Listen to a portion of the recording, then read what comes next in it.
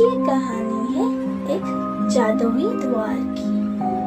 उदयपुर गांव में माधव अपनी पत्नी और बेटी के साथ रहा करता था। माधव हमेशा जंगल से लकड़ियाँ उठाकर लाता था और लकड़ियाँ उसकी रोज की काम थी और उन लकड़ियों को वो मार्केट में बेचकर कुछ पैसा लाता था और उन पैसों से वो अपनी जिंदगी गुजारा करता था। सुन रहे हो क्या? आज सुबह से बारिश लगातार है और जंगल के सारे लकड़ियाँ भीग गए होंगे। सही बोल रहे हो, हमें इस बारिश में लकड़ियों कहाँ से मिलेंगे और ये भीगी हुई लकड़ियों को मार्केट में कोई लेने को पसंद भी नहीं करेंगे। इसका अर्थ यही हुआ कि हम जितने भी कठिन क्यों न करें कुछ फल हासिल नहीं होंगे और यही तरफ घर में खाने के लिए कुछ भी नहीं है और दूसरी तरफ बारिश में सब लकड़ियाँ भीग गए हैं। क्या करेंगे अब कुछ समझ में नहीं आ रहा है और लकड़ियों के बेचने के अलावा रोजगार के लिए हमारे पास कुछ रास्ते भी नहीं है। अरे बाबा, मुश्किलें क्यों झेल रहे हो? मैं मालिक के पास जा रहा हूँ और उनके पास से कुछ पैसे उधार लाऊंगा। अब माधव अपने मालिक के पास पैसों के लिए चला गया, लेकिन उसका मालिक उसे लज्जित और गाली देके उसे वहाँ से भगा दिया। माधव वहाँ से निराश होकर आ ही रहा था और वो अपने रास्ते में होता एक गड्ढा को देख नहीं पाया और उस गड्ढे के अंदर गिर गया और उस वजह से माधव का पैर टूट गया। हाय रब्बा, तुम्हारे पैर टूटकर बैठ गए। अब हम क्या करेंगे? जो भी उम्मीद थी अब वो भी चला गया। एक के बाद एक संकट हमारे ऊपर बोझ पड़ रहे हैं। तुम मेरे ऊपर ये क्या कर दिए भगवान? अब मैं अपने परिवार को कैसे पोस पाऊंगा? आज अगर मेरे पास पैर ठीक होता तो मैं कुछ न कुछ कर पाता और मेरे परिवार को खाने के लिए कम से कम 2 रोटी दे पाता, मगर अब तो मैं कुछ नहीं कर पाऊंगा, सिर्फ ऐसे पड़ा रहूंगा। माधव ऐसे ही अपनी दुख का इजहार कर रहा था, तब उन दोनों की बात टीना सुन रहा था। माँ बाप कितने परेशान हो रहे हैं और पापा चल भी नहीं पा रहे हैं और माँ बाबा को छोड़कर कहीं जा भी नहीं पाएगा और अब मुझे कुछ करना पड़ेगा। टीना किसी को कुछ ना बोलकर अपने बाबा का कुल्हाड़ी लेकर जंगल की तरफ चला गया। ये जंगल जादुई था, इसके बारे में टीना को कुछ पता नहीं था। जब वो उस जंगल में गया तो वो अपने रास्ता भटक गया और वो बहुत डर भी रहा था। हाय रब्बा, ये जंगल तो बहुत ही खतरनाक है और बढ़ते ही जा रहा है। जैसे जैसे मैं इस जंगल के अंदर जा रहा हूँ वो उतना ही ज्यादा घना होता जा रहा है। अब मैं क्या करूँ? मुझे तो रास्ता भी मालूम नहीं है। अब टीना परेशान होकर घूमता रहता था। वही वक्त टीना को एक सीढ़ी दिखाई दिया।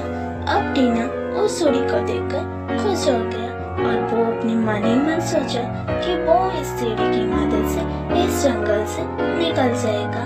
वही वक्त में एक बुढ़ा आकर उसके सामने खड़ा हो गया और वो उसको बोलने लगा। टीना, क्या तू इस जंगल में नई है और ये पहली बार आई है? हाँ, मैं इस जंगल में अपनी रास्ता भटक चुका हूँ। ये सीढ़ी में जाने की पहले एक बार सोच टीना। इस सीढ़ी में जाने के लिए सोचने की क्या बात है? ये वही सीढ़ी है ना जो मुझे इस जंगल से बाहर निकल देगा? हाँ, ये सच है कि तू इस सीढ़ी की मदद से इस जंगल से निकल पाएगी, मगर तू इस सीढ़ी में जाने से पहले मैं तुझे कुछ बोलूंगी और ये बात तुझे जानना जरूरी है। क्या है वो बात? ये सीढ़ी बादल में जाकर खत्म होता है। वहीं पर तुझे एक परी दिखाई देगा। अगर तू उसके प्रश्नों में सटीक सटीक उत्तर दिया तो वो तुझे छोड़ देगा। अगर तू उसके प्रश्नों की सही उत्तर नहीं दिया तो वो तुझे वहीं पर मार देगा। ये जंगल से निकलने के लिए मेरे पास और कुछ भी चारा नहीं है। ये बोलकर टीना उस सीढ़ी के ऊपर चला। वो उस ऊपर तक जाकर पहुंचा और सीढ़ी वहां पर खत्म हो गई। उसी के बाद एक परी वहां पर प्रकट हुई और टीना उसे देखकर बहुत ही चकित हो गया। क्या तू इस जंगल पे अपने पापा के लिए आई है? मैं सब कुछ जानता हूँ, मगर तू इस सीढ़ी की चल कर ऊपर आया है, इसीलिए तुझे मेरे 2 प्रश्नों का उत्तर देना पड़ेगा। अगर तू मेरे 2 प्रश्नों की सटीक उत्तर दे दिया तो मैं तुझे इस जंगल से निकल दूंगी। अगर तू उस प्रश्नों की नहीं दे पाई तो मैं तुझे यही मार दूंगी। और इस जंगल से कोई भी नहीं निकल पाया है। मैं तुम्हारे सारे प्रश्नों के उत्तर देने के लिए तैयार हूँ। टीना, मेरा पहला प्रश्न, वो कौन सा फल है जो कभी बेचा नहीं जा सकता? जब परी टीना को मारने के लिए अपनी जादुई छड़ी उतारी तो टीना उत्तर दिया, वो परिश्रम का फल है जो कभी बेचा नहीं जा सकता। बहुत खूब टीना, तूने बहुत ही अच्छा उत्तर दिया। अब दूसरी प्रश्नों की उत्तर देने के लिए तैयार हो जा। वो क्या है जो हम नाम लेने से वो टूट जाता है? टीना अब सोच में पड़ गई और वो उत्तर देने के लिए असमर्थ हुई और वहां से चलने के लिए निकल रहा था। तब टीना, तू एक प्रश्न की उत्तर दे दिया मगर दूसरे प्रश्न की उत्तर नहीं दिया तो मैं तुझे यहाँ पर मार दूंगी।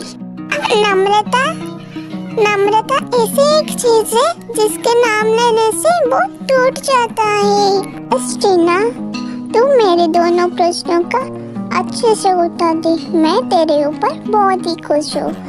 ये जंगल किसी को वापस नहीं भेजता है, मगर तेरे आगे मैं हार मान गया। जा, अब खुश रहे। टीना वहां से खुशी खुशी अपनी घर लौट आई और अपने बाबा मम्मी के साथ खुश रही।